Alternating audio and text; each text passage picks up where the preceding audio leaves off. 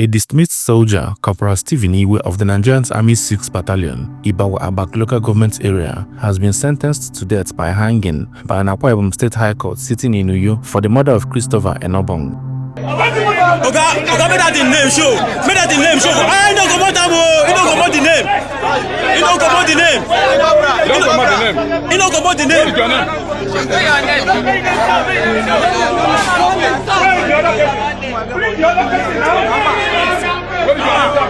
You don't come out the name.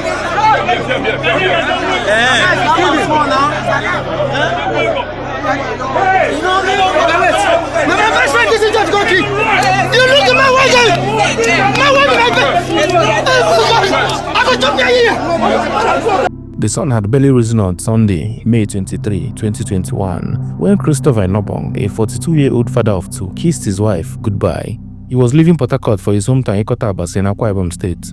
The purpose was simple: spend time with his sister and family. But as Christopher drove off that morning in his Toyota Matrix, neither he nor his family could have known that this would be the last time they would see him alive. Christopher, his senior manager at the clearing and forwarding company, was the kind of man everyone liked: genuine, humble, and always willing to lend a hand. He wasn't the type to hesitate when he saw someone in need.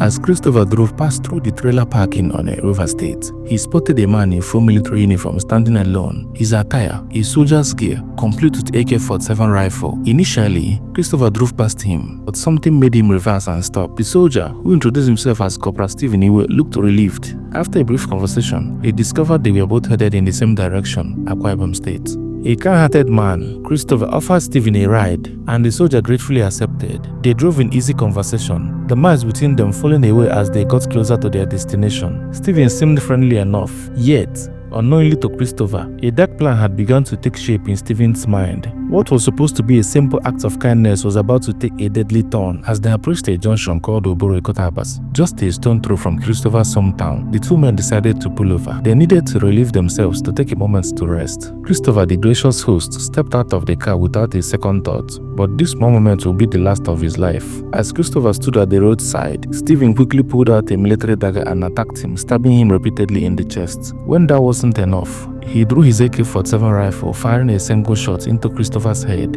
ending his life in an instant. In a frantic attempt to cover his tracks, Stephen dragged Christopher's lifeless body into a nearby bush, hidden from view. He then went through Christopher's belongings, stealing his phone, money, jewelry, and of course the keys to the Toyota Matrix. Without a second thought, he speeded away in the car, leaving behind nothing but the cold, empty road and lifeless body of a man who had just tried to do a good deed. Back in Port Harcourt, Christopher's wife began to grow increasingly concerned. She had tried calling him multiple times, but the calls went unanswered. Unlike him, panic began to creep into her thoughts. And by Monday, May 24, 2021, she was beside herself with worry. Her heart raced as she called her husband's friends, trying to piece together where he could be, but no one had any answer. Desperate, she called her sister-in-law in Ikot named Auntie Mercy, hoping to get answers from her. Auntie Mercy, who was expecting him on Sunday, had heard nothing. That was the moment when the reality hit them both. Their worst fears were beginning to take shape. Christopher's wives and friends sprang into action. A search party was organized and they set off from Port Harcourt to Ikot.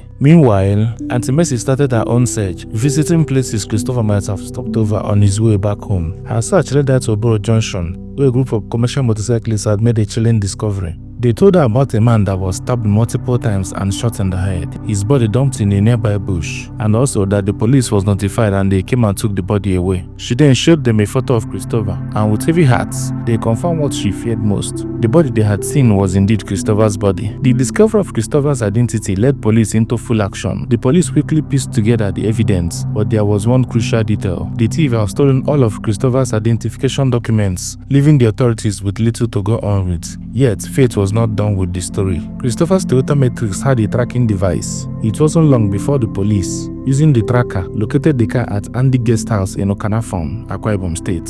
A covert police operation ensued, and when they stormed the guest house, they found Corporal Stephen Iweh still in full military gear. He was arrested without resistance. In his possession were the murder weapon, Christopher's stolen car, and other incriminating evidence. Stephen, who had been serving in the Nigerian Army since 2002, revealed a chilling detail. The AK-47 he used to kill Christopher wasn't issued by him by the military. He had stolen it during an assignment in Borno State back in 2018, an act that violated every military regulation. When the military got wind of his arrest, They were very furious. They sent a delegation of some top military personnel to pick Christopher up from the police for further military investigation. When Christopher finally appeared in the military court, he was court-martialed by the army, dismissed from the army, and handed over to the Nigerian police for further civilian investigation and prosecution. When the civilian trial began in Akwa Ibom State High Court, the prosecution laid out its case. They presented evidence that Stephen had been in Christopher's car and was in illegal possession of the murder weapon. They showed how he had stolen Christopher's car and fled. It was clear that the man who was supposed to protect and serve had become a killer. On September 26, 2025, after months of legal proceedings, Justice Basi Nkanang of Akwa Ibom State High Court delivered the final verdict: death sentence by hanging on Corporal Christopher Iweh. For Christopher's wife and the 2 children left behind, this verdict offered little comfort. The loss of Christopher had shattered their world, and nothing would ever be the same again. A man who had taken an oath to defend his country had instead brought devastation to a family that had done nothing but show him kindness. May Christopher Enobong's soul rest in peace, and may his family find the strength to heal. This story of Christopher Enobong should be a reminder that sometimes a simple act of kindness can lead to the most unimaginable consequences. If you found this story touching, please like and share this video. Don't forget to subscribe and turn on notifications for more stories like this. Oga, make that the name show. Make that the name show. I don't come out the name. You don't come out the name. You don't come out the name. You don't come out the name.